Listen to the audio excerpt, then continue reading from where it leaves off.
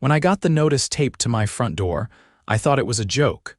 A brand new chain-link gate had gone up overnight right across the old path that led from my backyard to the beach. My beach.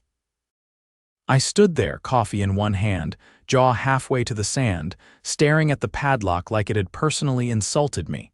The note read, "Access to the beach via Lot 17 is a violation of HOA coastal preservation policy. Gate installed accordingly. Sylvia Cartwright, HOA President, Sylvia." That name alone made my pulse spike.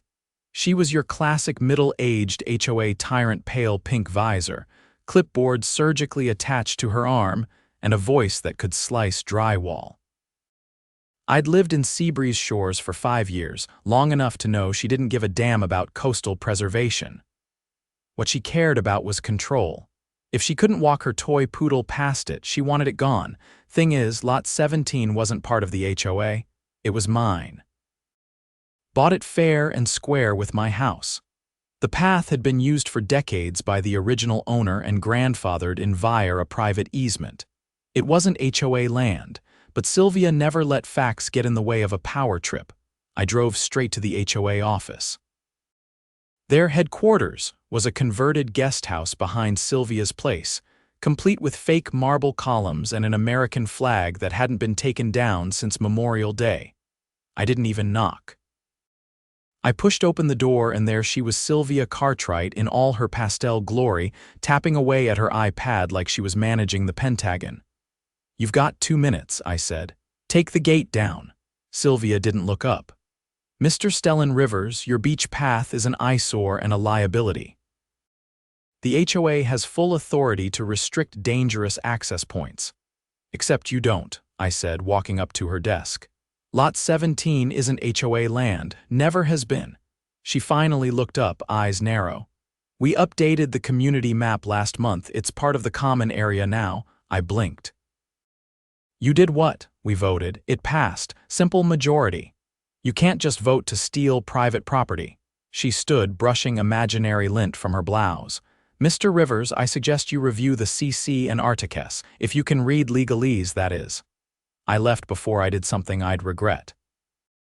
Back home, I dug out the deed, the easement paperwork, everything. I made copies. I filed a complaint with the county and contacted my lawyer, but I knew Sylvia well enough to sense she wasn't going to back off.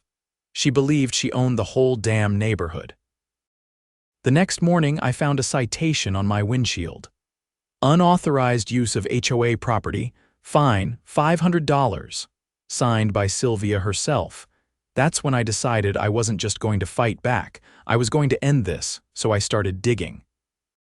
Not in the sand, but in the records department at City Hall. After 2 days of research, I found something Sylvia had clearly never bothered to check. The HOA didn't own the private road leading into the neighborhood. It had been deeded to a defunct developer's LLC that never transferred ownership to the HOA, and the LLC, it had gone bankrupt 7 years ago, and now it was for sale. Dirt cheap. I made the call, bought the road. Sylvia had gated off my beach access. I was about to lock her entire HOA out of their own neighborhood. By the following week, I owned the only road into Seabreeze Shores. The paperwork was finalized in a dull office with flickering fluorescent lights. Just me, a notary, and an attorney who looked far too amused by the whole thing. I transferred the deed into a holding company listed under my name and waited. Not out of kindness, out of strategy. I wanted Sylvia to make the next move. She didn't disappoint. 3 days later, I saw a crew in neon vests unloading a stack of lumber and orange cones near the entrance. I walked over, hands in my jacket pockets. The foreman looked up. "You the HOA guy?" "Not even close," he squinted. "We're putting in a kiosk and armed gate. HOA wants to restrict non-resident traffic. They've got a permit." I pulled a folded sheet from my back pocket and handed it to him. "What's this?" "Deed to the road you're standing on. It's private property. You're trespassing." He read it, looked back at his crew, then back at me. "We were told this was HOA maintained." "Yeah, that's what they want you to believe. But unless you've got written permission from the owner, which is me, you're going to have a legal problem." He handed the paper back. "Understood, we'll pack up." He didn't say another word before climbing into his truck. That afternoon, I installed 2 metal posts at the entrance and chained them together. I added a sign, "Private road, no unauthorized access. Owner, Stellan Rivers." The next morning, the HOA board held an emergency meeting. I didn't attend, but I watched from across the street, leaning against my truck with a cup of coffee as residents filtered in and out of Sylvia's garage like ants after a kicked nest. A few hours later, Sylvia came marching up my driveway, flanked by 2 of her board members, Ron, a retired insurance adjuster who still wore his badge on a lanyard, and Marcy, who spent most of her time handing out warnings about mailbox paint colors. Sylvia didn't bother with pleasantries. "You're interfering with community operations." "I'm protecting my property," I said. "You've created a hostile situation. Residents can't get deliveries. Emergency vehicles are being delayed." "Then maybe the HOA shouldn't have tried to build a gate on land it doesn't own." Ron stepped forward. "We contacted the county. That road has always been part of the neighborhood." "Not legally," I said. "The original developer never transferred the title. The county records prove it. You can dig them up yourself." Marcy crossed her arms. "You can't just hold the entire neighborhood hostage over a personal vendetta." I lowered my voice. "I didn't start this. You built a gate on my land. You issued a fine for walking on my property. And now you're pretending to manage a road you don't own." "If you keep pushing, I'll escalate." Sylvia's lips pressed into a line. "This isn't over." I watched them walk away. That night, I installed cameras on each end of the road, motion-activated, infrared cloud-backed. I wasn't taking any chances. I knew Sylvia's brand of desperation. She wasn't used to being told no, especially not by someone who knew the law better than she did. The footage proved useful faster than I expected. The next morning, I reviewed the overnight recordings and spotted 2 men in dark clothing loosening the chain I'd locked across the road. They didn't break it, just removed it and set it aside. Then they rolled it back in place like nothing happened. By sunrise, a moving truck had come and gone. I downloaded the footage and called the sheriff's department. 2 deputies arrived within the hour. I met them at the end of the road with a flash drive and the original deed. Deputy Morales, the older of the 2, watched the video twice. "You recognize either of them?" "Not personally. But I have a feeling the HOA knows exactly who they are." Deputy Langley flipped through the paperwork. "This all checks out. Road's private, you've got the right to restrict access."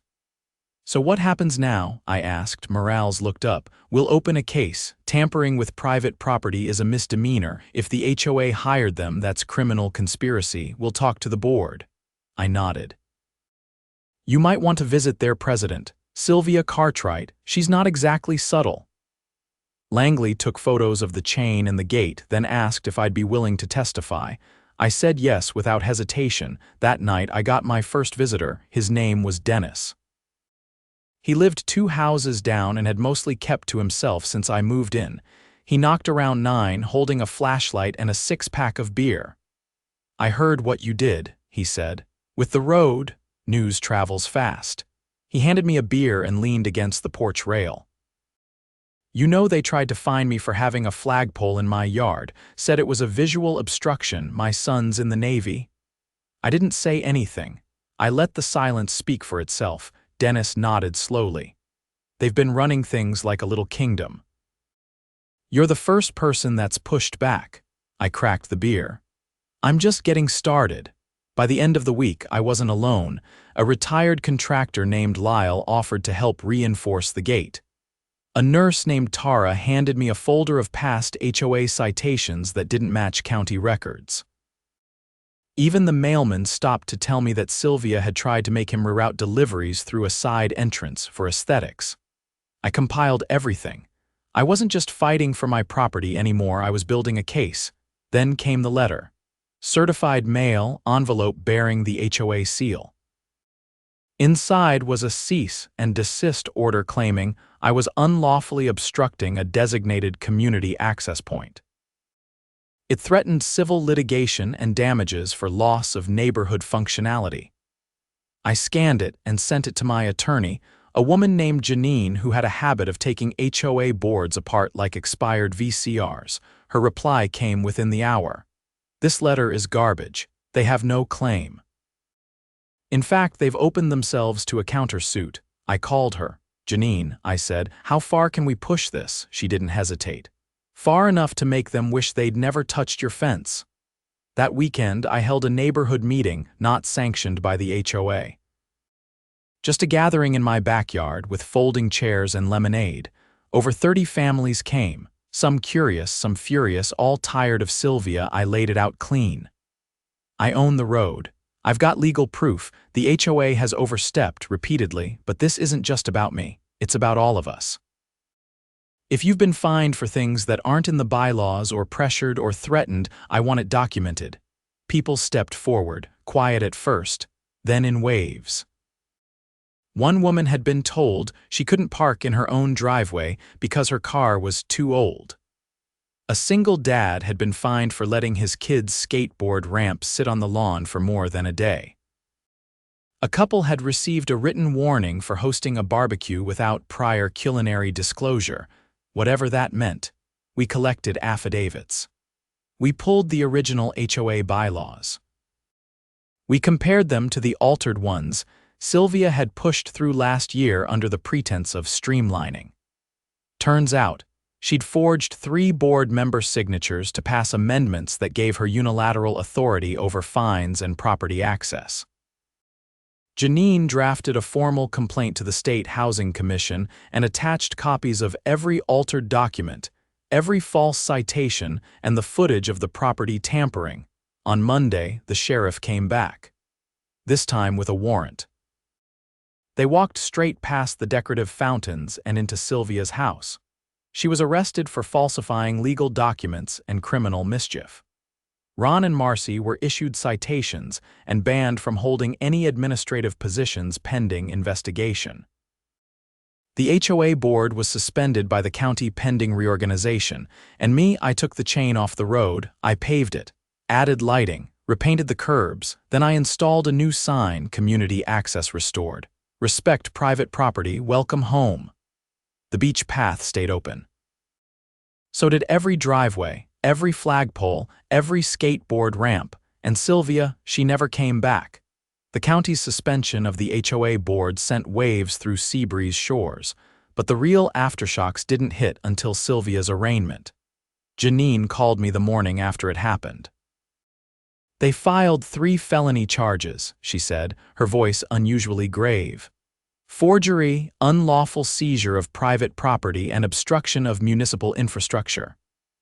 I sat on the porch, the sun barely over the horizon, coffee cooling in my hand.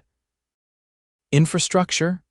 They found out she rerouted a drainage line last year without permits, buried it under Lot 15 to make room for her community garden. That pipe was supposed to run under the sidewalk and out to the marshland. Now it dumps directly into a neighbor's crawlspace. I stood up. "That's going to be a problem if we get a storm." "It already is," Janine said.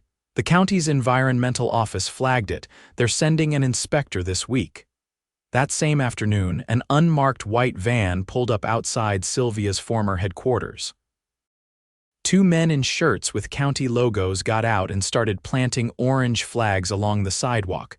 I walked over, keeping my distance. One of them glanced up. "You the property owner?" "Nope, just the guy who owns the road," he chuckled. "Well, it's a mess. That pipe's not just out of code, it's illegal. She had someone reroute it through private property and falsified the permit. We've got a backlog of complaints from residents," she told, "to mind their own business. This whole place could have flooded in the next heavy rain." As they worked, I noticed a group of residents gathering across the street. They weren't gawking, they were watching purposefully. I recognized Lyle and Tara, plus a few new faces I hadn't spoken to yet. One of them, a woman in her 60s with a sun hat and a clipboard, walked up. "I'm Elise," she said. "I've lived here 22 years. You've been doing good work." "Appreciate that," I said. "We're organizing a new community council," she went on. No formal HOA, just volunteers. We want transparency. No more secret votes, no more fines for having the wrong kind of porch light. I raised an eyebrow. You're taking over the void Sylvia left, she smiled, but it didn't reach her eyes. We're making sure no one like her fills it again. That night, I got a call from Deputy Morales. She's not getting out anytime soon, he said. Her bail was denied. Judge cited risk of further community harm. I leaned against the kitchen counter. I figured as much. There's more, he added. We found evidence she'd been siphoning HOA dues into a personal account, over $70,000 misappropriated over 3 years. I stood straight. She stole the dues, not just that. She used them to pay for landscaping at her daughter's house in another county, bought a golf cart, even hired a private investigator to dig up dirt on residents who challenged her. My breath caught in my throat. She was surveilling people. Looks like it. We've got receipts, invoices, even a signed contract, all admissible. I hung up and walked out back. The beach was still, the tide low. The gate she'd installed was long gone. I dismantled it myself with a crowbar and a pair of bolt cutters the day after her arrest. The next morning, I met Elise and the rest of her group in the community park. They'd brought folding tables, clipboards, and an old whiteboard with fading marker stains. All volunteers, no titles, no salaries. We're calling it the Seabreeze Neighborhood Forum, she said. We'll meet monthly, everything's public, no power structure, just votes. It's a start, I said. Better than what we had, said someone from the back. One of the new volunteers, a guy named Marcus, handed me a printed report. It's a summary of the HOA's budget for the last 5 years. We went through every line Sylvia filed. Half of it doesn't match the bank records. Janine reviewed it that night and filed a petition with the state to dissolve the HOA permanently. Not suspend, dissolve. If it passed, any leftover funds would be redistributed to the residents or used to repair the drainage system Sylvia had sabotaged.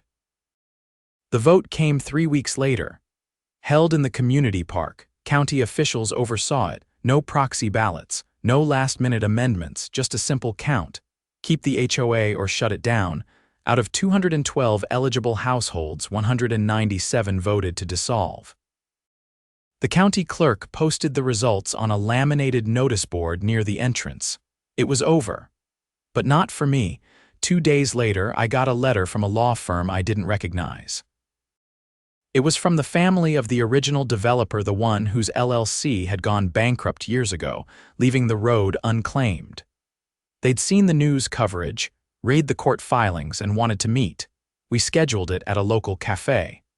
A man in his 40s with silver-rimmed glasses sat across from me. My grandfather built Seabreeze Shores, he said. He died before the LLC could finish dissolving. The road was supposed to be gifted to the county, but the paperwork was never filed. So it stayed in limbo, I said. Exactly. We saw you rescued it from being misused. We want to offer something. I waited. You've stabilized the community. You've got the respect of the residents. We're offering to deed the remaining infrastructure to your company, legally, fully. I raised an eyebrow. You want me to own the sidewalks and medians too? Everything that was meant to be public but fell through the cracks. I didn't answer right away. That night I walked the length of the road. Kids were out riding bikes. A couple grilled in their driveway. No one was yelling about paint colors or measuring grass height. For the first time, Seabreeze Shores actually felt like a neighborhood. I called Elise the next morning. I'm thinking about accepting the offer, I told her, but not to control anything. Just to make sure no one else tries what Sylvia did. She didn't hesitate. Do it. I signed the paperwork that week. My holding company now owned the road, the sidewalks, the medians, and every inch of common space the HOA used to pretend was theirs. Then I set up a public easement agreement. Legally binding, recorded with the county. It guaranteed permanent, unrestricted access for all residents. No future entity could gate it, sell it, or fine anyone for using it. After that, I dissolved the holding company and transferred ownership to a community trust controlled by a rotating board of residents unpaid, term limited, and publicly elected. Lyle took the first rotation. Tara the second. The community trust held its first open session under the park pavilion, with lemonade and folding chairs, just like the meeting we held weeks ago. The beach path stayed open. The gate never went back up, and the road, it stayed ours. It started with a subpoena. I found it tucked between a stack of mail, wedged behind an ad for gutter cleaning and a newsletter from the community trust. It was from the district attorney's office, addressed to me personally. Not unexpected, but the timing was curious. It had been almost 2 months since the HOA's formal dissolution and Sylvia's arrest. The subpoena requested my presence at a grand jury hearing scheduled for the following week. I called Janine immediately. "They're expanding the case," she said. Turns out Sylvia wasn't working alone. I waited for her to continue. The county's forensic accounting team recovered financial trails leading to 2 former contractors and a real estate broker who were laundering HOA funds through shell companies. They're suspected of inflating invoices for fake property maintenance, tree trimming, storm drain cleaning, even pest control, and splitting the difference with Sylvia. My stomach turned. Let me guess, the board signed off without verifying anything. Worse, Janine said. Some of the signatures were forged, others were coerced. One of the former board members came forward. She's cooperating in exchange for immunity. When I walked into the county courthouse the next week, I didn't expect the sheer scale of what had been uncovered. The assistant DA showed me a flowchart that looked like it belonged in an organized crime documentary. Layered LLCs, fake subcontractors, and kickbacks disguised as community enrichment stipends. More than $200,000 had been siphoned from resident dues over a 5-year period. "You were the first domino," the assistant DA said. "Your complaint about the beach access triggered the audit. Frankly, I don't think they ever expected anyone to dig past the surface." I testified for over 2 hours. They asked about the road purchase, the fraudulent fine, the gate installation, and every interaction I'd had with the HOA board. I gave them everything: dates, names, copies of the footage, even a voice memo I'd recorded during the first confrontation with Sylvia. By the time I left the courthouse, the sun was starting to fall behind the clouds, and my phone was buzzing with messages from neighbors. Word had spread that the grand jury had returned indictments, 7 in total.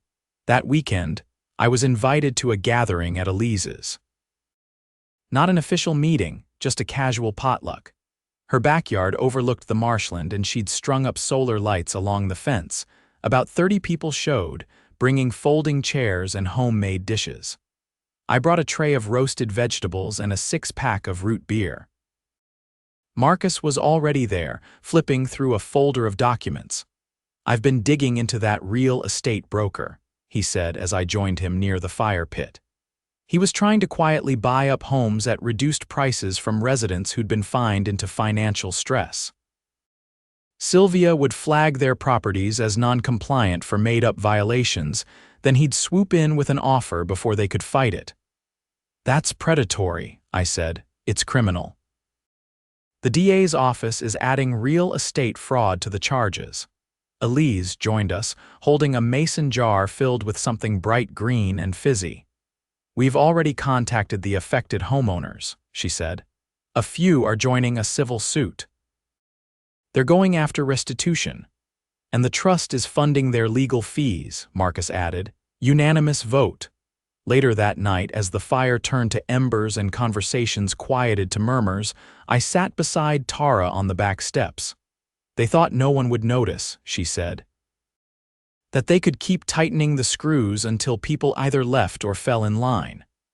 They underestimated how fed up we were," I said. She looked out into the dark, where the marsh met the horizon. "I think they underestimated you." The indictments led to arrests within the week.